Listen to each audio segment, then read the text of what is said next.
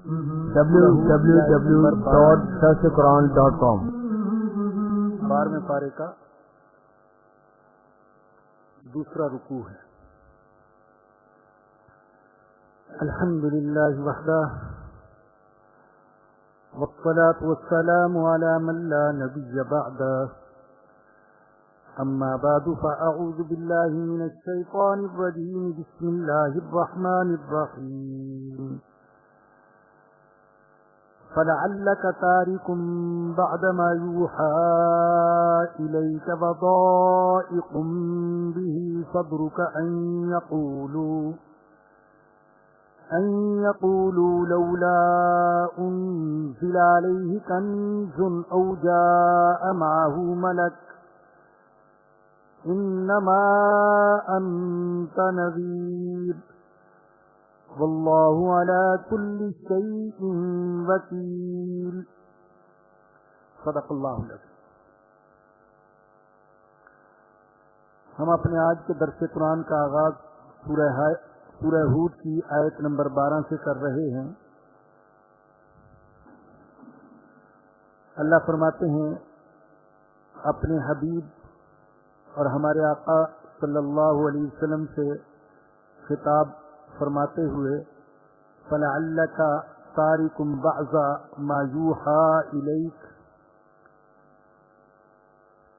ان کافروں کو یہ امید لگی ہوئی ہے کہ شاید آپ کچھ حصہ اس کلام میں سے چھوڑ دیں جو آپ کی طرف وحی کیا جاتا ہے۔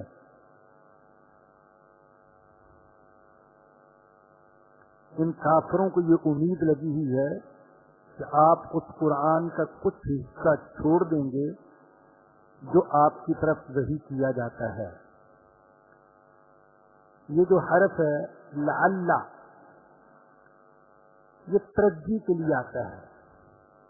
ترجی کا معنی ہوتا ہے عربی زبان میں امید کرنا۔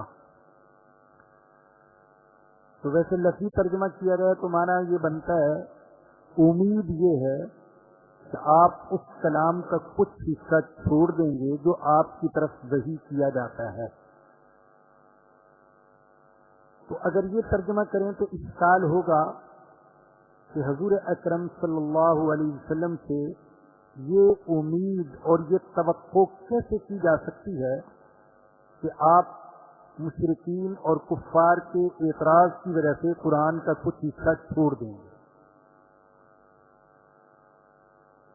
تو اس کا ایک جواب یہ ہے کہ یہ توقع حضور سے نہیں تھی، یہ توقع کافروں کو تھی کہ شاید ہماری مخالفت کی وجہ سے، ہمارے اعتراضات کی وجہ سے آپ قرآن کا کچھ حصہ جس حصے میں بتوں کی مذمت ہے اسے چھوڑ دیں۔ وہ یہ امید لگائے بیٹھے تھے۔ اور دوسرا جواب یہ ہے کہ لعل، یہ جو حرف ہے یہ ترجی کے علاوہ، امید کے علاوہ اظہار بعید کے لیے بھی، اظہار بعد کے لیے بھی استعمال ہوتا ہے۔ تو اس صورت میں معنی یہ ہوگا کہ آپ کلام اللہ کا، قرآن کا کچھ حصہ کیسے ترک کر سکتے ہیں؟ یعنی آپ یہ کام کبھی بھی نہیں کر سکتے، یہ کام آپ کی شان سے بہت بعید ہے۔ وضائق به صدرک، اور آپ کا دل کیسے تنگ ہو سکتا ہے ان یقولوا، ان کی اس قسم کی باتوں سے کہ وہ کہتے ہیں لولا انزل علیہ کنز، محمد پر کوئی خزانہ کیوں نہیں اتارا جاتا، اسے دولت کیوں نہیں دی جاتی، او جاء معہ ملک، یا اس کے ساتھ کوئی فرشتہ کیوں نہیں اتارا جاتا۔ اگر اس کے پاس دولت کا انبار ہوتا یا کوئی فرشتہ آتا جو اس کی تصدیق اور تائید کرتا تو ہم اس کی نبوت کو مان لیتے، لیکن نہ تو یہ مالدار ہے اور نہ ہی اس کے ساتھ کوئی فرشتہ ہے، تو ہم کیسے اس کی نبوت کو تسلیم کریں؟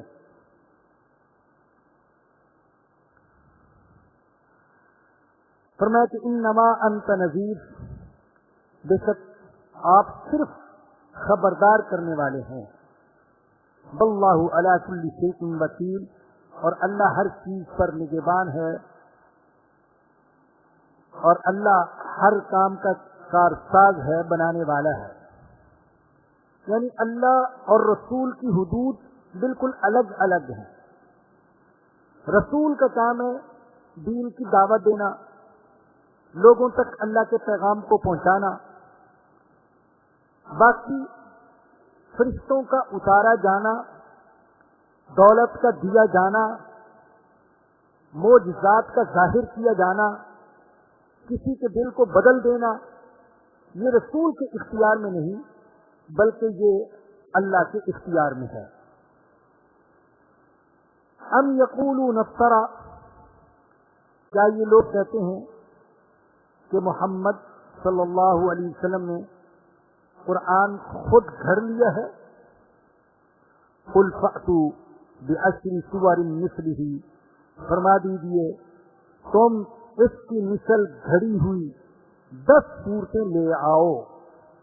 وادعوا من استطعتم من دون اللہ، اور تم اللہ کے سوا جس کو چاہتے ہو بلا لو، جسے طاقت رکھتے ہو اس کو بلا لو، ان کنتم صادقین، اگر تم سچے ہو.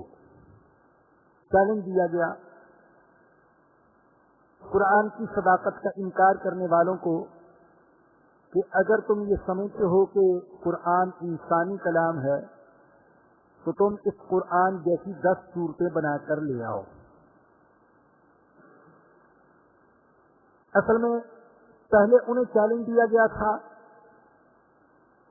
قرآن کی مثل بنا کر لانے کا کہ اگر تم قرآن کی سچائی میں شک کرتے ہو تو پھر قرآن جیسا دوسرا قرآن بنا کر لے آؤ. ظاہر ہے کہ انہوں نے اس چیلنج کو قبول نہ کیا، تو پھر دوسرا چیلنج ان کو دیا گیا کہ پورے قرآن جیسا قرآن نہیں بنا سکتے تو قرآن جیسی 10 صورتیں ہی بنا کر لے آؤ. جب اس چیلنج کو بھی قبول نہ کر سکے تو پھر انہیں چیلنج دیا گیا کہ قرآن جیسی 1 صورت ہی بنا کر لے آؤ. جیسا کہ پہلے پارے میں ہے سورہ بقرہ میں وَإِن كُنتُمْ فِي رَيْبٍ مِّمَّا نَزَّلْنَا عَلَىٰ عَبْدِنَا فَأْتُوا بِسُورَةٍ مِّن مِّثْلِهِ، اگر تمہیں ہمارے کلام کے بارے میں شک ہے تو پھر اس جیسی 1 صورت بنا کر لے آؤ. اور یہ نہیں کہا جا رہا کہ کوئی ایک شاعر، ایک ادیب، ایک خطیب، ایک مصنف، ایک مؤلف بنا کر لے آئے، بلکہ کہا جا رہا ہے کہ سارے مل کر، سارے شاعر مل کر، سارے ادیب مل کر، سارے سردار مل کر قرآن جیسی 1 صورت بنا کر لے آؤ اگر تم سچے ہو. اور ظاہر ہے کہ قرآن کے مخالف قرآن کے اس چیلنج کو کبھی قبول نہ کر سکے، نہ کل، نہ آج، نہ مستقبل میں. تو قرآن کریم حضور اکرم صلی اللہ علیہ وسلم کا اس اعتبار سے سب سے بڑا معجزہ ہے کہ قرآن چیلنج دیتا رہا پہلوں کو بھی اور آج والوں کو بھی کہ تم اس جیسی 1 صورت لے آؤ، لیکن وہ قرآن جیسی 1 صورت بھی بنا کر پیش نہ کر سکے. یہ جو قرآن معجزہ ہے تو ایک تو فصاحت و بلاغت کے اعتبار سے معجزہ ہے، دوسرے اسلوب کے اعتبار سے معجزہ ہے کہ نہ یہ شعر ہے اور نہ ہی نثر ہے، تیسرے اتنا بڑا کلام لیکن اس کے مضامین میں کوئی تضاد نہیں ہے، ایک بات دوسری بات سے ٹکراتی نہیں ہے. چوتھا پہلو، قرآن میں بہت سارے علوم اللہ نے جمع فرما دیے. پانچواں پہلو، قرآن کریم کی پیشن گوئیاں قرآن نے جو پیشن گوئیاں کی وہ حرف بحرف سچی ثابت ہوئی. اور چھٹا پہلو، قرآن نے جو شریعت مسلمانوں کو دی ہے، یہ شریعت بھی اپنی جامعیت کے اعتبار سے اعجاز کا، معجزہ ہونے کا ایک پہلو ہے.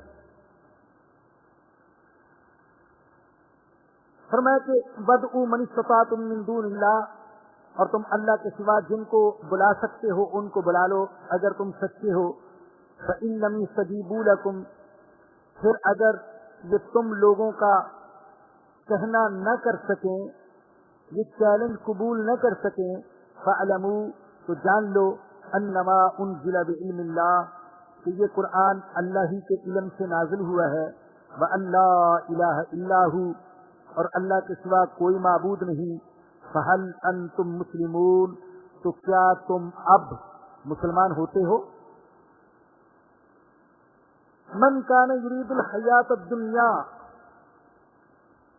جو شخص دنیا کی زندگی وزینتہا اور اس کی زینت چاہتا ہے، نوفی الیہم اعمالہم فیہا، تو ہم ایسے لوگوں کو ان کے اعمال کا بدلہ دنیا میں پورا پورا دے دیتے ہیں.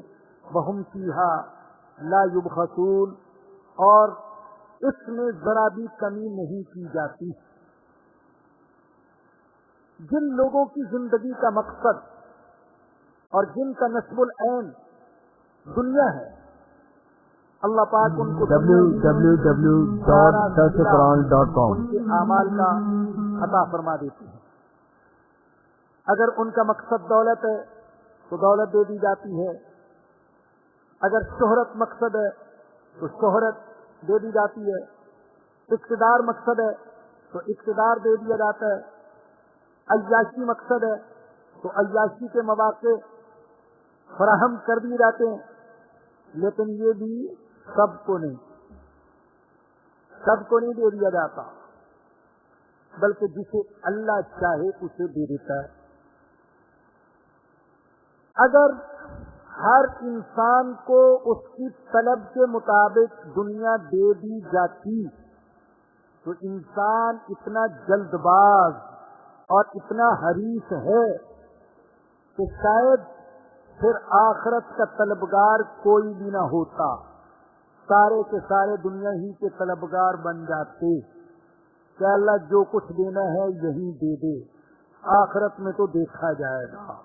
انسان اتنا جلد باز ہے اور اتنا حریص اور لالچی ہے اور نقد کا اتنا خواہش مند ہے. لیکن ہر شخص کو اللہ اس کی طلب کے مطابق دنیا نہیں دیتے، بلکہ جسے چاہتے ہیں اور جتنا چاہتے ہیں. دوسری جگہ اللہ نے فرمایا من کان یرید الحیات الدنیا، جو شخص دنیا کی زندگی چاہتا ہے، آگے فرمایا کہ عجلنا لہ فیہا ما نشاء لمن نرید، تو ہم جتنا چاہتے ہیں اور جسے چاہتے ہیں دے دیتے ہیں. ہر ایک کو نہیں دیتے، بلکہ جسے چاہتے ہیں صرف اسے دے دیتے ہیں. تو اس آیت کریمہ میں ان لوگوں کی مذمت ہے جن کی زندگی کا ایک ہی مقصد ہے اور وہ ہے دنیا، دنیا کے مزے، دنیا کی دولت، دنیا کی شہرت، دنیا کا اقتدار، دنیا کی واہ واہ، بس یہی چاہیے.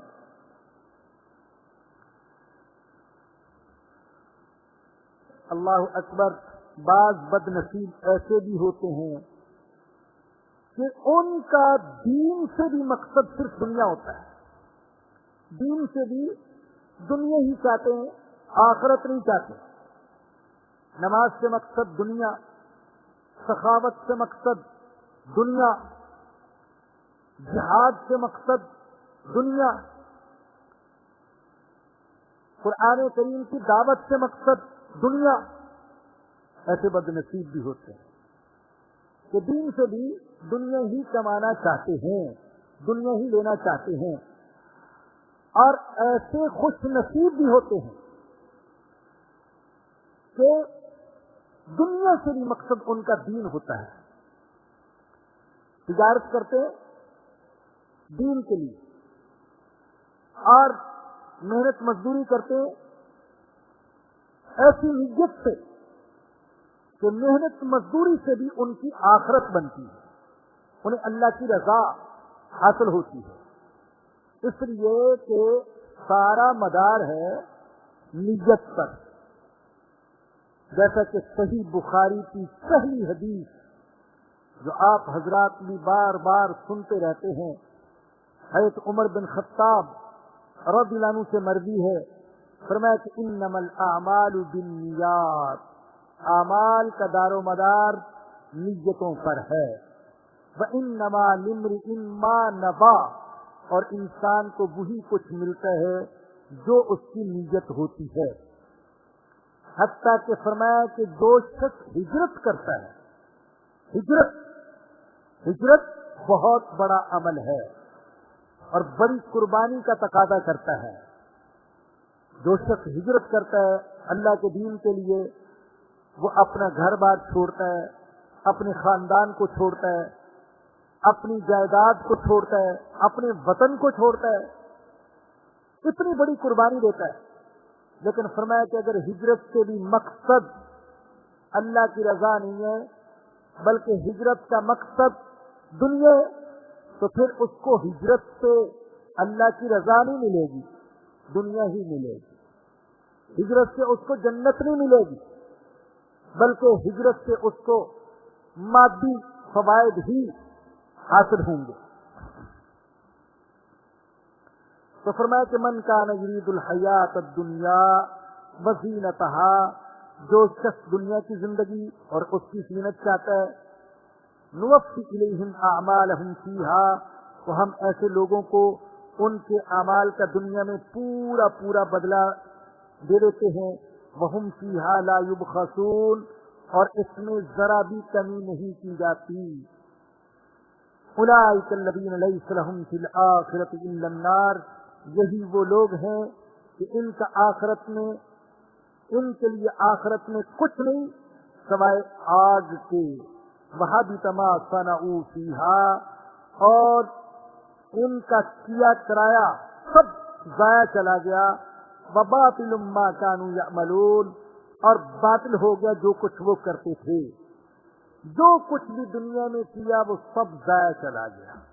اگر ان کے پیش نظر اللہ کی رضا نہیں تھی اور آخرت نہیں تھی, کتنے بڑے اعمال ہی کیوں نہ ہوں, لیکن اگر اللہ کی رضا مقصد نہیں ہے تو سب ضائع چلا گیا. چنانچہ اللہ پاک نے سورہ کہف کے آخر میں فرمایا, قل هل ننبئکم بالاخسرین اعمالا, فرما دیجئے کہ میں تمہیں بتاؤں ان لوگوں کے بارے میں جو اعمال کے اعتبار سے سب سے زیادہ نقصان اور خسارے میں ہیں. آگے خود ہی جواب دیا, الذین ضل سعیہم فی الحیات الدنیا, وہ لوگ جن کی ساری کوشش, ساری تگ و دو دنیا ہی کی زندگی میں ضائع ہو گئی. وہم یحسبون انہم یحسنون صنعا, اور وہ یہ سمجھتے رہے کہ ہم بڑے اچھے کام کر رہے ہیں اور اپنی آخرت بنا رہے ہیں اور جنت بنا رہے ہیں, لیکن ان کا سب کچھ ضائع چلا گیا.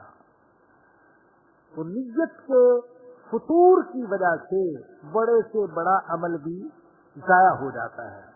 اور نیت درست ہو تو دنیا سے بھی آخرت کو خریدا جا سکتا ہے. اور دیکھیے, معمولی سے زاویہ فکر کی تبدیلی سے کیا بن جاتا ہے. معمولی سا زاویہ فکر کہ اگر ایک شخص مکان بناتا ہے اور مقصد یہ کہ میری واہ واہ ہو جائے, میری دولت, میری عمارت اور میری سرداری کی دھاک بیٹھ جائے, سارے محلے میں لوگ میرے مکان کا تذکرہ کریں, یعنی دوسروں کو مرعوب کرنا اور دوسروں کو احساس کمتری میں مبتلا کرنا مقصد ہے مکان بنانے سے, تو اس کا یہ مکان بنانا اس کے لیے وبال بن جائے گا. لیکن اگر وہی شخص نیت یہ کرتا ہے مکان بناتا ہوں تاکہ اپنے بچوں کو ایک راحت کا ٹھکانہ دے سکوں، تاکہ اس مکان میں اللہ کی عبادت کر سکوں، اس مکان میں درس قرآن کی محفل کا انعقاد کر سکوں، نیت بدل دی تو وہی مکان اس کے لیے ذخیرہ آخرت بن جائے گا۔ مشہور واقعہ ہے، کسی صاحب نے مکان بنایا اور اس میں روشن دان رکھا۔ اللہ والے نے پوچھا یہ کیوں رکھا ہے؟ انہوں نے کہا اس لیے تاکہ ہوا آئے۔ تو انہوں نے کہا ہوا تو ہر صورت میں آئے گی، اگر تم یہ نیت کر لیتے کہ میں نے روشن دان اس لیے رکھا تاکہ اذان کی آواز آئے تو تمہیں اس روشن دان کے رکھنے کا بھی ثواب ملتا۔ ہوا تو آتی ہی لیکن روشن دان رکھنے کا بھی ثواب ملتا۔ ایک شخص ہاتھ پر گھڑی باندھتا ہے اور نیت یہ ہے نماز کے اوقات کا اہتمام کر سکوں، میری نماز قضا نہ ہو جائے، تو یہ گھڑی باندھنا بھی اس کے لیے ثواب کا عمل بن جائے گا۔ اجلا لباس پہنتا ہے کہ اللہ کے نبی کا فرمان ہے کہ اگر اللہ نے تمہیں دولت دی ہے تو اچھے لباس کی صورت میں یہ دولت تمہارے جسم پر بھی نظر آنی چاہیے، تو اجلا لباس پہننے کا بھی ثواب ملے گا۔ تو نیت کی تبدیلی سے بڑا فرق پڑتا ہے۔ اور اگر لباس پہننے کا مقصد نمود و نمائش ہے، مردوں میں بھی یہ بیماری ہوتی ہے لیکن عورتوں میں بہت زیادہ، کہ دوسری عورتوں کو مرعوب کرنا کہ میں پوری تقریب میں سب سے نمایاں نظر آؤں، اس طرح کا لباس ہو، اور دوسری عورتیں بس دیکھتی ہی رہ جائیں، تو یہ لباس اس کے لیے وبال بن جائے گا۔ اس لیے کہا گیا کہ لباس میں اگر آرائش کا پہلو ہو، زیب و زینت کا پہلو، یہ بھی صحیح ہے، اور لباس میں آسائش کا پہلو ہو، راحت اور آرام کا پہلو، یہ بھی صحیح ہے، لیکن لباس میں اگر نمائش کا پہلو ہو تو یہ غلط ہے۔ آرائش صحیح ہے کہ لباس سے انسان کی شخصیت نکھرتی ہے، الناس باللباس۔ تو اگر کوئی یہ نیت کرے کہ میں صاف ستھرا اور آرائش والا، زیب و زینت والا لباس پہنوں، تو یہ کوئی غلط بات نہیں ہے، یہ نیت کرنا کوئی غلط نہیں۔ اسی طریقے سے آسائش کا پہلو ہو کہ راحت ملے، اور ستر کا پہلو ہو، یہ بھی صحیح، لیکن نمائش کی نیت ہو تو یہ صحیح نہیں۔ تو عرض یہ کر رہا تھا کہ اس نیت کی وجہ سے بہت فرق پڑ جاتا ہے۔ اللہ نے فرمایا کہ جن کا مقصد دنیا کی زندگی اور دنیا کی زینت ہے ان کا آخرت میں کوئی حصہ نہیں، اور ان کے سارے اعمال دنیا کی زندگی میں ضائع چلے گئے۔ افمن کان علی بینۃ من ربہ، کیا دنیا کا طالب اس کے برابر ہو سکتا ہے؟ یہ پہلے تو ذکر تھا اس کا جو دنیا کا طلبگار ہے، اب آگے فرمایا جا رہا ہے کیا یہ دنیا کا طالب اس کے برابر ہو سکتا ہے جو اپنے رب کی طرف سے ایک واضح دلیل پر ہے؟ اس دلیل سے مراد کیا ہے؟ قرآن۔ وَيَتْلُوهُ شَاهِدٌ مِّنْهُ، اور اس کے ساتھ ایک گواہ اسی میں سے ہے۔ یہ گواہ کیا ہے؟ قرآن کریم کا اعجاز۔ وَمِن قَبْلِهِ کتاب موسیٰ امامًا وَرَحْمَةً، اور ایک اس سے پہلے بھی گواہ تھا، یعنی موسیٰ کی کتاب جو کہ امام ہے اور رحمت ہے۔ بتایا ہی جا رہا ہے کہ ایک طرف تو وہ شخص ہے جو صرف دنیا کا طلبگار ہے، دنیا سے مقصد بھی دنیا اور دین سے مقصد بھی دنیا، اس کی ساری تگ و دو، دنیا کی شہرت، دنیا کی عزت، دنیا کی دولت، دنیا کے اقتدار کے لیے، ایک طرف وہ ہے۔ دوسری طرف وہ شخص ہے کہ ایک تو اللہ پاک نے اس کو قرآن دیا ہے، پھر قرآن کے اندر ایک تو داخلی گواہ ہے اس کی سچائی کا، اور وہ ہے قرآن کا معجزہ ہونا، اور ایک خارجی گواہ ہے، اور خارجی گواہ کیا ہے؟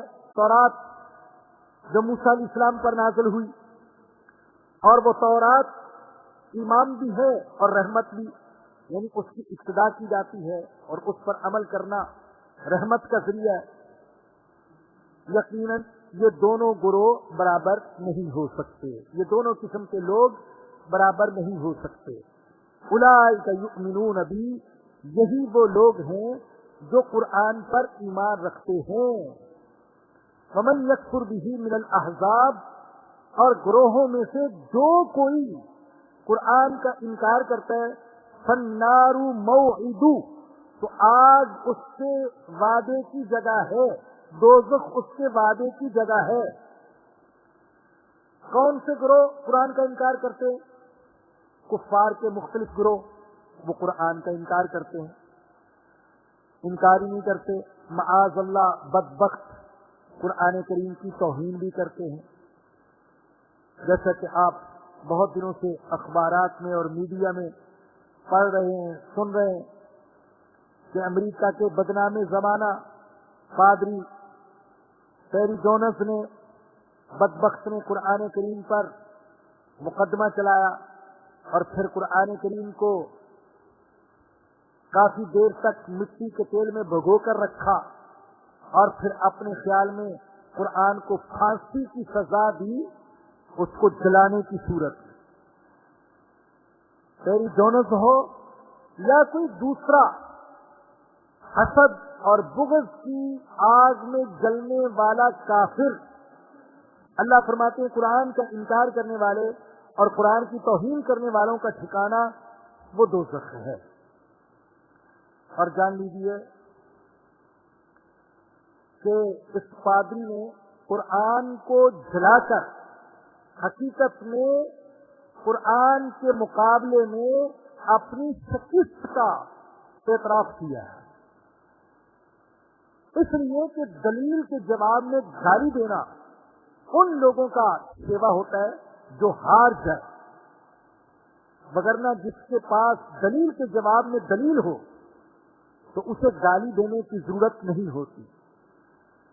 اگر قرآن کے مقابلے میں عیسائیوں کے پاس کوئی مضبوط کتاب ہوتی تو وہ کبھی بھی اس طرح کی مذموم حرکت کا ارتکاب نہ کرتے، لیکن وہ جان چکے ہیں کہ قرآن کے مقابلے میں ان کے پاس کوئی کتاب نہیں ہے جو انسانوں کو قرآن کی طرح متاثر کر سکے۔ اور اب تک کے واقعات اور سانحات اس بات کے گواہ ہیں کہ جب کبھی رسول اکرم صلی اللہ علیہ وسلم کی توہین کا ارتکاب کیا گیا تو مغرب میں حضور کی طرف اور زیادہ رجوع ہوا، اور جب قرآن کی توہین کی گئی یا قرآن کو جلایا گیا تو اور زیادہ لوگ قرآن کی طرف مائل ہوئے۔ تو قرآن تو حقیقت میں ایک نور ہے، اس نور کو کوئی ختم نہیں کر سکتا، ایک خوشبو ہے، اس خوشبو کو پھیلنے سے کوئی روک نہیں سکتا ہے۔ اور ایسے جو دشمنان قرآن ہیں ان کا سب سے مؤثر جواب یہی ہے کہ وہ ہمیں جتنا قرآن سے دور کرنا چاہتے ہیں ہم اتنا ہی زیادہ قرآن کے قریب آئیں، ہم قرآن کریم کے سارے حقوق ادا کرنے والے بن جائیں، یعنی قرآن کریم کی تلاوت اور قرآن کریم میں تدبر، قرآن کریم کا سمجھنا اور قرآن پاک پر عمل کرنا، اور قرآن پاک کو دوسروں تک حتیٰ کہ پوری دنیا میں پھیلانے کی کوشش کرنا، اور ایسے معاشرے کی تشکیل دینے کی کوشش کرنا جہاں پر قرآن کریم کے سارے احکام ہمیں عملی طور پر نافذ دکھائی دیں۔ یہ قرآن کریم کے حقوق ہیں جو ہر مسلمان پر لازم ہے۔ اور ایک حق جو عام طور پر بیان نہیں کیا جاتا اس کی طرف بھی متوجہ کرنا چاہوں گا کہ قرآن کریم کا ادب اور احترام یہ بھی قرآن کریم کا حق ہے۔ بعض اوقات ہم سے بے ادبی کا ارتکاب ہوتا ہے، خاص طور پر قرآن کریم کے جو پرانے نسخے ہیں اور قرآن کریم کے شکستہ بوسیدہ اوراق ہیں، بعض اوقات ان کی بے حرمتی ہوتی ہے۔ کئی جگہ لوگوں نے قرآن کریم کے بوسیدہ اوراق کی بوریاں بھر کر رکھی ہوتی ہیں، لیکن ان بوریوں کے لیے جگہ ایسی رکھتے ہیں جہاں بے ادبی کا ارتکاب ہو رہا ہے۔ باتھ روموں کے قریب، استنجے خانے کے قریب کوئی اسٹور بنا رکھا ہے اور بوریاں وہاں بھری ہوئی ہیں۔ پھر بعض لوگ ان بوریوں کو اور ان بوسیدہ اوراق کو اٹھا کر سمندر میں ڈال کے آ جاتے ہیں، نیٹی جیٹی کے پل پر ڈال دیتے ہیں۔ اور اخبارات میں آپ نے بھی شاید یہ پڑھا ہو اور تصویر دیکھی ہو، میں نے بھی دیکھی تھی بہت دن پہلے، کہ کچھ لوگ جو صبح کے وقت واکنگ کے لیے ساحل سمندر پر گئے تو انہوں نے دیکھا کہ وہاں ساحل پر قرآن کریم کے نسخے اور قرآن کریم کے اوراق اور صفحات وہ بکھرے ہوئے تھے۔ اور مجھے ایک صاحب نے بتایا، اللہ معاف فرمائے ہم سب کو، کہ بارش کے دنوں سے پہلے، بارش کا موسم شروع ہونے سے پہلے جو گندے نالوں کی صفائی کی جاتی ہے، تو ایک جگہ گندے نالوں کی صفائی کی جا رہی تھی تو وہاں قرآن کریم کے مقدس اوراق باہر نکلے۔ تو بہت سے لوگ ویسا ادب نہیں کرتے جیسا ادب کرنا چاہیے۔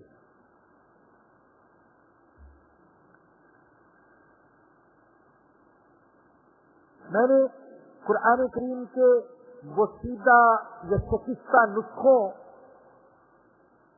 کی حفاظت کے حوالے سے جو میں نے سوچا،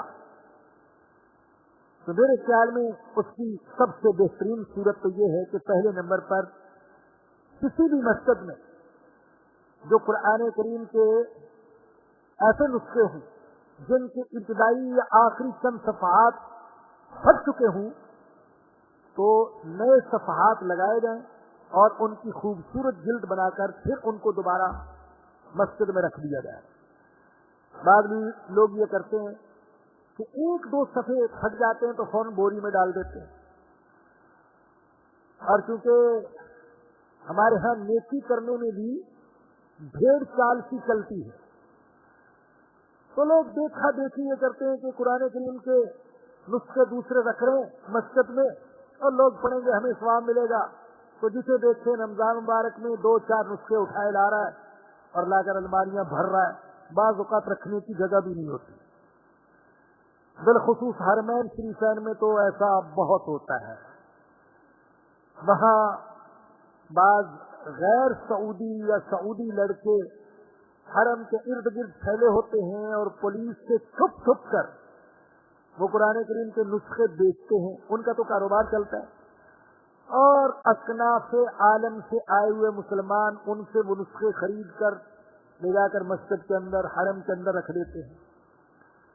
اب سعودی جو ہیں وہ صرف ان نسخوں کو رہنے دیتے ہیں جو نسخے ان کے اپنے مطبوعہ ہیں، اس لیے کہ انہوں نے خود قرآن کریم کی طباعت کے لیے، اشاعت کے لیے بہت بڑا نیٹ ورک قائم کر رکھا ہے، اور اتنے نسخے چھاپتے ہیں کہ نہ صرف سعودیہ کی مساجد میں اور مدارس میں فراہم کیے جاتے ہیں بلکہ پوری دنیا میں بھیجے جاتے ہیں وہاں سے، اور حج کے لیے جانے والوں کو بھی دیے جاتے ہیں۔ تو وہ صرف وہی نسخے رہنے دیتے ہیں جو ان کے اپنے مطبوعہ ہیں، دوسرے نسخے وہ باہر رہنے نہیں دیتے۔ ہم نے اپنی آنکھوں سے دیکھا کہ جو حرم میں خدمت کے لیے مقرر ہیں وہ دیکھتے ہیں کہ جب ضرورت سے زائد نسخے لوگوں نے رکھ دیے تو وہ اٹھاتے جاتے ہیں اور ٹرالیاں بھر بھر کر اور پھر ٹرک بھر بھر کر نہ معلوم کہاں لے جاتے ہیں، اور لوگ ہیں کہ باز نہیں آتے، یہ سمجھتے ہیں کہ ثواب حاصل کرنے کا بڑا اچھا موقع ہے کہ میں کوئی نہ کوئی نسخہ خرید کر بلکہ کئی کے نسخے خرید کر حرم میں رکھ دوں۔ اب اس بیچارے کو یہ پتہ نہیں کہ وہاں تو اس کو رہنے نہیں دیا جائے گا۔ تو نیکی کرنے کے لیے بھی تھوڑی سی عقل کی ضرورت ہے، حالات کو سمجھنے کی ضرورت ہے. صرف جذباتیت کا شکار ہونا یہ کافی نہیں ہے. تو موقع محل کے اعتبار سے اور ضرورت کے اعتبار سے دیکھا جائے کس چیز کی ضرورت ہے وہ نیک عمل وہاں کیا جائے. اسی طریقے سے بھیک دینے میں بھی دیکھا کہ جو وہاں بھیک مانگنے والے ہیں پیشہ ور قسم کے بھکاری لوگ ان کو زکوٰۃ بھی دے دیتے ہیں. حالانکہ ان میں سے میں یہ سمجھتا ہوں کہ اکثر بھکاری مالدار ہوتے ہیں، اکثر بھکاری صاحب نصاب ہوتے ہیں. ان میں ایسے ایسے تیز ترار بھی ہوتے ہیں جو ایک ایک دن میں 500 1000 ریال کما لیتے ہیں، جبکہ ہمارے جیسے لوگ 1000 ریال سے پورے عمرے کے دن کے اخراجات پورے کر لیتے ہیں، اور وہ ایک دن میں کما رہا ہے. اب یہ زکوٰۃ اس کو دے رہے ہیں، اس کو نہیں پتا کہ وہ تو خود صاحب نصاب ہے، مالدار ہے، اس کو زکوٰۃ کا دینا جائز نہیں ہے. ایک چیز دیکھ کر مجھے بڑا تعجب ہوتا تھا کہ وہاں جو مانگنے والے راستوں میں بیٹھتے ہیں تو اکثر کے اعضاء کٹے ہوئے. میں نے کہا یا اللہ یہ کہاں سے ایسی مخلوق آ گئی کہ سب کے اعضاء کٹے ہوئے؟ کیا ان کے والدین نے کاٹ دیے یا سب کے ساتھ ایسا حادثہ پیش آ گیا کہ ٹانگیں کٹی ہوئی اور ہاتھ تو سب سے کٹے ہوئے اور آدھے ہاتھ. جب غور سے دیکھا تو وہ ڈرامے باز ہوشیار لوگ یہ کرتے ہیں، لڑکے لڑکیاں عورتیں، کہ اپنے ہاتھ یوں کرتے ہیں اور ایک جرسی سی پہنی ہوتی ہے اس میں سے صرف یہ کوہنی نظر آتی ہے. ہاتھ کو دورہ کر لیتے ہیں، یہ ہاتھ نظر نہیں آتا، یہ بھی پیچھے چلا گیا اور اس طرح پیچھے چلا گیا تو صرف کوہنی نظر آتی ہے. دیکھنے والا یہ سمجھتا ہے کہ اس کا ہاتھ کٹا ہوا ہے. اب وہ ایسے ہلاتے جاتے ہیں، اللہ کے نام پر دیتے جاؤ اور لوگ دے رہے، یہ تو کٹے ہوئے ہاتھ ہیں. تو باقاعدہ ہم نے کھول کر دیکھا. جب ایک ساتھی نے اس کے کپڑے کو ہٹانا چاہا تو اس کی جو چھوٹی بچی کی ماں ہوگی یا کوئی بھی سرپرست وہ بھاگتی ہوئی آئی اور اس کو فون بجا دیا کہ تمہیں کیا حق ہے اس کو کھولنے. تو عرض کر رہا تھا کہ قرآن کریم کے نسخے ضرورت ہو تو رکھے نا. اچھا بعض بڑی مساجد میں تو لوگ الماریاں بھر دیتے اور بعض پسماندہ علاقے بالکل محروم رہتے ہیں، وہاں کوئی رکھتا ہی نہیں ہے، مسجد میں قرآن ہی نہیں ہے یا قرآن کریم ہے تو بالکل بوسیدہ سے ہیں. تو بھائیو میری نظر میں تو سب سے پہلا کام کرنے کا جو ہے، اور اللہ نے مجھے توفیق دی تو انشاءاللہ ہم یہ کام کریں گے اور آپ سے بھی توقع رکھتے ہیں کہ ہمارے ساتھ اس سلسلے میں بھرپور تعاون کیجیے گا کہ مساجد سے نسخے اکٹھے کیے جائیں اور جو بوسیدہ نسخے ان کی دوبارہ خوبصورت جلد بنا کر پھر ان کو مسجد میں رکھ دیا جائے. اللہ ہم مسلمانوں کو ہدایت دے. ہمارا مسئلہ عجیب ہے، جن لوگوں کے ذہن اور دماغ پر دنیا چھائی ہوئی ہے وہ دین کے ہر کام سے بس دنیا ہی کمانے کی کوشش کرتے ہیں. جیسے ابھی آپ نے آیت کریمہ پڑھی اور میں نے اس کے ضمن میں عرض کیا تو وہ دین کے کام سے بھی دنیا کمانے کی کوشش کرتے ہیں. اب یہ جو جلد والا مسئلہ ہے تو میں حیران رہ گیا کہ بعض لوگوں نے اس کو بھی پیشہ بنا لیا، دنیا کمانے کا پیشہ بنا لیا. یہاں ایک دن 2 نوجوان آئے میرے پاس، میں تو اندر چونکہ بیٹھتا ہوں، وہ آئے اور نے کہا کہ مسجد میں الماریوں میں جو بوسیدہ قرآن کریم ہے ہم ان کی جلد بنا دیں. میں نے کہا بنا دو بھائی. اور میں بڑا خوش ہوا، بڑے اچھے لوگ ہیں ماشاءاللہ، جلد بنانے کے لیے آئے ہیں. جب میں نماز کے لیے آیا تو میں نے دیکھا کہ باہر صحن میں انہوں نے الماریوں سے قرآن نکال کر سپاہیوں پر ڈھیر لگائے ہوئے اور چندے کے اشتہار دائیں بائیں سامنے ہر طرف رکھے ہوئے. میں قرآن کریم کی جلد کی جا رہی ہے تو جو تعاون کر سکتے ہیں آپ تعاون کرتے جائیے اور ساتھ وقت رکھا ہوا ہے چندے کے لیے. میں تو دیکھ کر دنگ رہ گیا، یہ کیا کمائی کا طریقہ ہے. اب ظاہر ہے مسلمان کو قرآن سے محبت تو ہے، ہر ایک قرآن کے نام پر دیتا ہے. اب جانے والے لوگ وہ سب دے رہے ہیں. یہ کیا چکر بازی ہے بھائی، یہ کیا کر رہے ہو؟ تم نے تو کہا تم اللہ کی رضا کے لیے جلد بناتے ہیں. تو اللہ کے لیے بنا رہے ہیں، لیکن جو کوئی تعاون کرنا چاہے تو میں نے کہا یہ اشتہار فوراً اٹھاؤ، شام تک جلدیں جتنے بھی نسخے آپ جلد کر لیں گے تو مجھے بتا دیجیے گا کہ ایک قرآن کی کیا لاگت آپ لیتے ہیں تو وہ ہم سے وصول کر لیجیے گا اور بچ جائیے، لیکن یہ چندہ کرنے کی اجازت نہیں ہے۔ اب لکھ کر لگا رکھا ہے 50 روپے سے کسی قرآن۔ اب ماشاءاللہ ایسے مسلمان بھی ہیں جو 10 قرآن کی وہ جلد سازی کے پیسے دے رہے ہیں اور 20 قرآن کریم کے، تو ان کے تو مزے لگے ہوئے، تو ان کے اشتہار اٹھائے اور پھر شام تک انہوں نے جتنی جلدیں بنائی ان کا حساب کر کے ہم نے ان کو فارغ کر دیا۔ تو ایک طریقہ تو یہ ہے، میں یہ بیان اس لیے کرتا ہوں، بعض جگہ میں نے بیان کی کہ شاید اللہ پاک کسی کے دل میں ڈال دے اور اس کو ایک تحریک کی شکل مل جائے۔ دوسرا طریقہ یہ کہ دوسرا جو کام کرنے کا ہے کہ جو کاغذ بالکل ہی بوسیدہ ہو چکے ہوں اور استعمال کے قابل نہیں ہے، ان کی جلد کرنے سے بھی فائدہ نہیں ہے، تو ان سارے کاغذات کو جمع کرنا چاہیے اور پھر اس کے لیے ایک باقاعدہ کوئی پلاٹ لگایا جائے اور ان میں سے حروف اڑا دیے جائیں اور وہ پانی کسی محفوظ جگہ پر بہا دیا جائے اور اس سے جو گودا پھر حاصل ہو اس سے دوبارہ کاغذ بنا کر یا تو قرآن کریم کو چھاپا جائے یا پھر کچھ جتھا وغیرہ بنا لیا جائے، تاکہ یہ جو کروڑوں اربوں روپے کا کاغذ ہم ضائع کرتے ہیں سمندر میں پھینک کر اور قبرستان میں دفن کر کے اور کنویں میں ڈال کر، اس ضائع کرنے سے بھی ہم بچ جائیں۔ صحیح طریقہ میری ناقص سوچ کے مطابق یہ ہے، اور میں نے اس سلسلے میں کچھ معلومات کی تو ایک صاحب تو تھے، انہوں نے ماشاءاللہ دریائے جہلم پر ایسی فیکٹری لگائی تھی جس فیکٹری میں وہ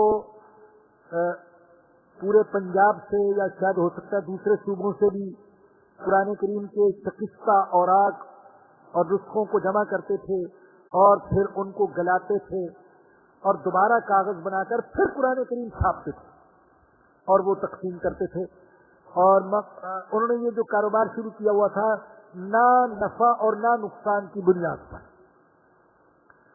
ان کے بارے میں تو مجھے پتا چلا، میں تحقیق میں لگا رہا تو پتا چلا کہ ان بیچاروں نے تو چھوڑ دیا کام، لیکن یہ کام اب بھی ہو رہا ہے بعض جگہ پر کہ شکستہ اوراق کو جمع کر کے ان سے حروف کو مٹایا جاتا ہے اور پھر کاغذ کا گودا بنا کر اس کو قابل استعمال کیا جاتا ہے۔ تو یہ کرنے کا کام ہے، اللہ پاک کسی کے دل میں ڈال دے تو اس طریقے سے قرآن کریم کے تقدس کا اور ادب اور احترام کا ہم حق ادا کر سکتے ہیں، مگر نہ یہ طریقہ میری سمجھ میں نہیں آتا کہ ہم بوریاں بھر بھر کر جا کر نیتی جیتی کے پل پر پھینک کر آ جائیں اور ہم سمجھیں کہ ہم نے مقدس اوراق کی حفاظت کا حق ادا کر۔ تو قرآن کریم کے مختلف حقوق میں سے ایک حق یہ بھی ہے جس کا ادب اور احترام اور مقدس اوراق کی صحیح طریقے سے حفاظت۔ تو یہ بدبخت جتنا ہمارے دل میں معاذ اللہ قرآن سے نفرت پیدا کرنا چاہتے ہیں، ہماری یہ کوشش ہونی چاہیے کہ ہم اتنے ہی زیادہ قرآن کی محبت دل میں پیدا کریں۔ یہ ہم سے قرآن کی بے ادبی کروانا چاہتے ہیں، ہم اتنے ہی زیادہ قرآن کریم کا ادب کریں، اس لیے کہ الحمدللہ مسلمان ادب کرنے والے لوگ ہیں۔ ادب اسلام کا ایک حصہ ہے، ہمارے دین کا ایک حصہ نہیں بلکہ کہا گیا الدین کلہ ادب، دین تو سارے کا سارا ادب کا نام ہے، ادب کا نام دین ہے۔ بے ادبی بے دینی ہے اور ادب یہ دینداری ہے، ہم ادب کرنے والے بنے، یہ بے ادبی کروانا چاہتے ہیں ہم سے، معاذ اللہ۔ ہماری وہ مظلومہ بہن اور بیٹی ڈاکٹر عافیہ صدیقی نام کی، اس کے بارے میں اس کی سگی ہمشیرہ نے یہ بتایا کہ بعض اوقات امریکی درندے اس کے جسم سے سارے کپڑے اتار لیتے ہیں. وہ قرآن کریم کی حافظہ ہے, قرآن کریم کا ادب اور احترام اس کے دل میں ہے, تو بدبخت قرآن کریم کے نسخے کو فرش پر پٹک دیتے ہیں اور پھر اس کو حکم دیتے ہیں کہ اس قرآن کریم کے نسخے پر پاؤں رکھ کر آؤ گی تو تمہیں لباس دیا جائے گا. بے ادبی کروانا چاہتے ہیں. گوانتانامو بے میں جو مجاہدین قید تھے انہیں روحانی اور قلبی اذیت پہنچانے کے لیے ان کے سامنے قرآن کریم کی توہین کی جاتی ہے. بعض اوقات قرآن کریم کے مقدس اوراق کو گٹر میں بہایا جاتا ہے محض ان کو تکلیف دینے کے لیے. وہ جانتے ہیں کہ مسلمان کو اس سے بڑی تکلیف ہوتی ہے. تو یہ جتنا ہم سے بے ادبی کروانا چاہتے ہیں ہم اتنے ہی زیادہ ادب کرنے والے بن جائیں اور حقوق ادا کرنے والے بن جائیں. تو فرمایا کہ گروہوں میں سے جو گروہ بھی قرآن کا انکار کرتا ہے تو اس کے وعدے کی جگہ دوزخ ہے. فلا تک فی مریۃ منہ, آپ اس کے بارے میں شک میں نہ پڑے. ظاہر ہے کہ حضور اکرم صلی اللہ علیہ وسلم شک میں پڑنے والے کہاں تھے. خطاب حضور سے ہے, سمجھایا ہمارے جیسوں کو جا رہا ہے کہ تم قرآن کی حقانیت اور صداقت کے بارے میں شک نہ کرو. انہ الحق من ربک, یہ حق ہے تیرے رب کی طرف سے. ولکن اکثر الناس لا یؤمنون, لیکن اکثر لوگ ایمان نہیں لاتے. ومن اظلم ممن افترى علی اللہ کذبا, اور اس سے بڑا ظالم کون ہو سکتا ہے جو اللہ پر جھوٹ گھڑتا ہے. اس سے بڑا ظالم کون ہو سکتا ہے جو اللہ پر جھوٹ گھڑتا ہے. یاد رکھیے توحید کا انکار یہ اللہ پر جھوٹ گھڑنا ہے.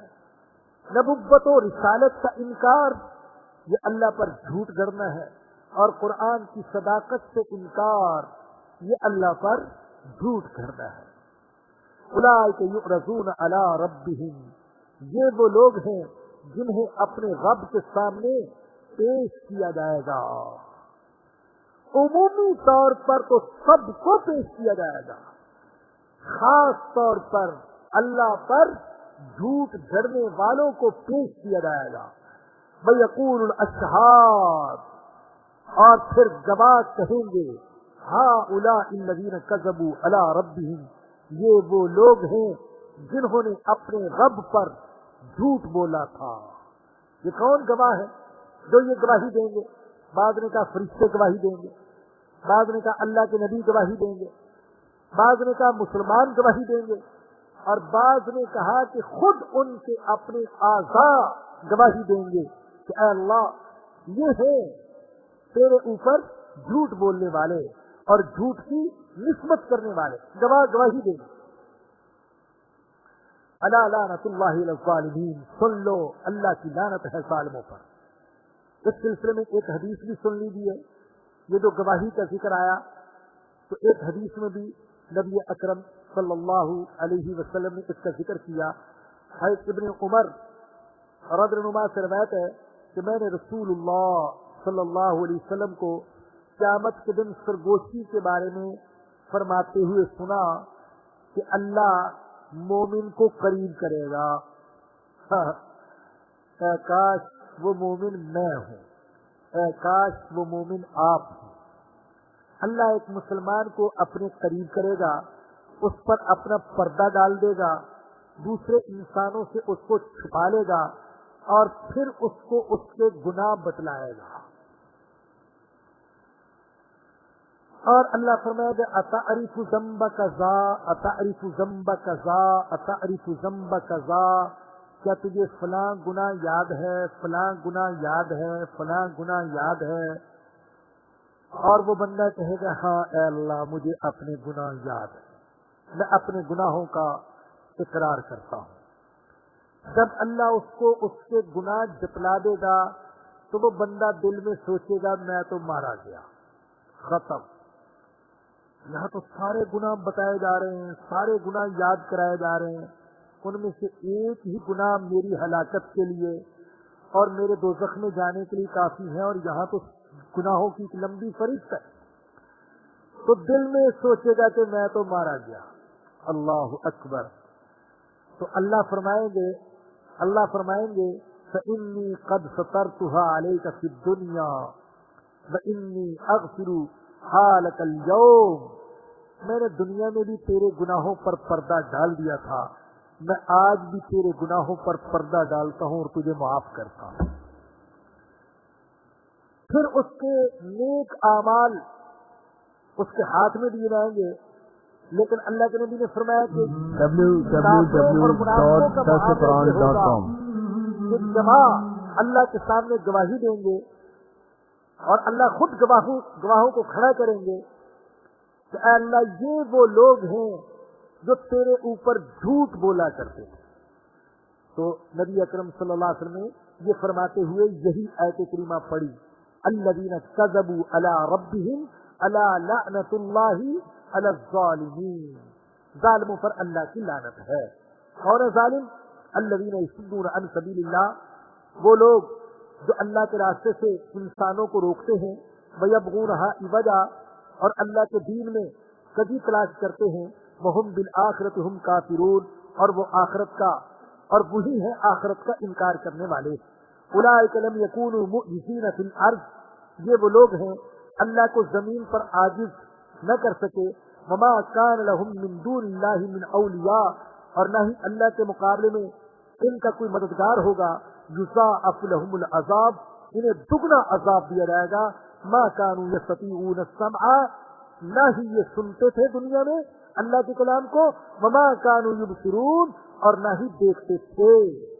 اولئک الذین خسروا انفسهم، یہی وہ لوگ ہیں جنہوں نے اپنے آپ کو خسارے میں ڈالا، وضل عنهم ما كانوا يفترون، اور وہ سارے معبود غائب ہو گئے جو انہوں نے گھر رکھے تھے۔ لا جرم انہم فی الآخرۃ هم الاخسرون، یقیناً یہ آخرت میں سب سے زیادہ خسارہ اٹھانے والے لوگ ہیں۔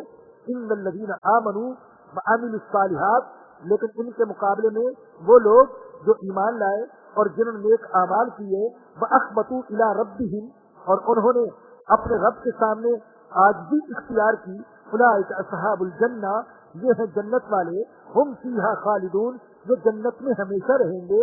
مثل الفریقین، دونوں جماعتوں کی مثال ایسے ہے، کالاعمی والاصم والبصیر والسمیع، جیسے اندھا اور بہرا اور دیکھنے والا اور سننے والا۔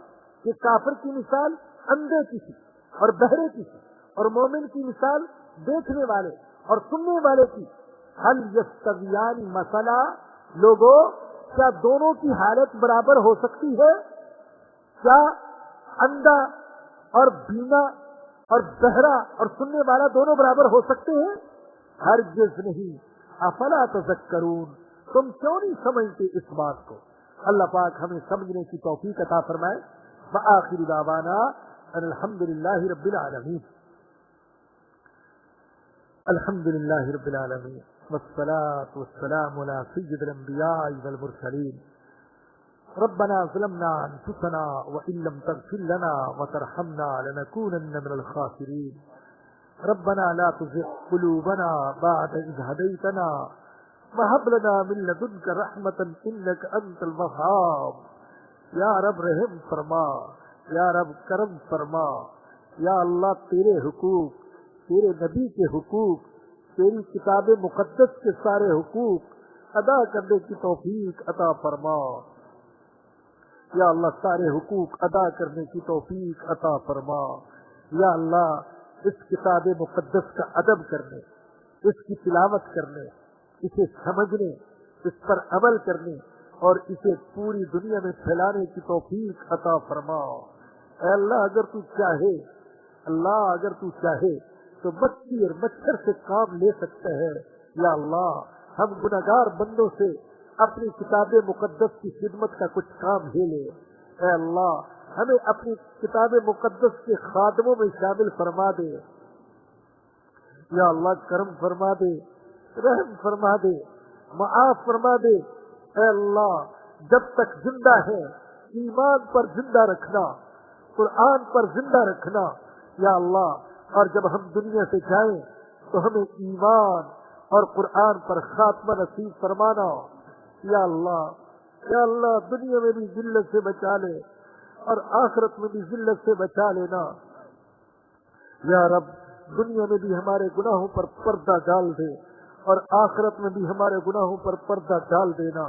یا اللہ تیرے پیارے نبی نے جو حدیث بیان کی کہ تو گنہگار مسلمان کو اس کے گناہوں کا اقرار کروانے کے بعد اس کی مغفرت کا فیصلہ فرما دے گا. یا اللہ وہ گنہگار مسلمان ہم کو بنا دینا. یا اللہ ہمارے گناہوں پر پردہ ڈال دینا, ہماری مغفرت کا فیصلہ فرما دینا. یا اللہ ہماری ساری جائز ضروریات باعزت طریقے سے پوری فرما دے. یا اللہ تو صرف اپنا محتاج بنا, کسی انسان کا محتاج نہ بنانا. یا رب کرم فرما, رحم فرما, معاف فرما. جو والدین اپنی نوجوان اولاد کے رشتوں کے سلسلے میں پریشان ہیں ان کی پریشانی کو دور فرما. اور ہم سب بیمار ہیں, ہم سب کو شفا عطا فرما. جسمانی اور روحانی ساری بیماریوں سے شفا عطا فرما. ہمارے مرحومین کی مغفرت فرما. ہمارے ایک بھائی مسجد کے باغیچے کی ہمیشہ خدمت کرتے رہتے ہیں, ان کی والدہ چند دن پہلے انتقال کر گئی. انہیں دعا کی درخواست کی ہے, اے اللہ ان کی والدہ کی مغفرت فرما, اور جن کے عزیز دنیا سے جا چکے یا اللہ سب کی مغفرت فرما. ربنا آتنا فی الدنیا حسنۃ وفی الآخرۃ حسنۃ وقنا عذاب النار. ربنا تقبل منا انك انت السميع العليم وتب علينا انك انت التواب الرحيم. صلی اللہ تعالی علی رسولہ وخیر خلقہ سیدنا ومولانا محمد وآلہ وصحبہ واہل بیتہ اجمعین, آمین برحمتک یا ارحم. درسقرآن.com آپ کے لیے پیش کرتا ہے تفسیر قرآن مولانا افضل شیخو پوری صاحب کی آواز میں. اور اللہ کہتا ہے یاد کرنے کے لیے آسان, پڑھنے کے لیے آسان اور سمجھنے کے لیے آسان. اس کے علاوہ اس مقبول ویب سائٹ پر آپ سنیے معروف عالم دین کے اصلاحی بیانات. تو اسلام کا نظریہ یہ ہے انا للہ و انا الیہ راجعون. ہم دو نات بچوں کے لیے اصلاحی کہانیاں اور بہت کچھ. محمد کا روضہ قریب آ رہا ہے, بلند سے اپنا نصیب آ رہا ہے. www.درسقرآن.com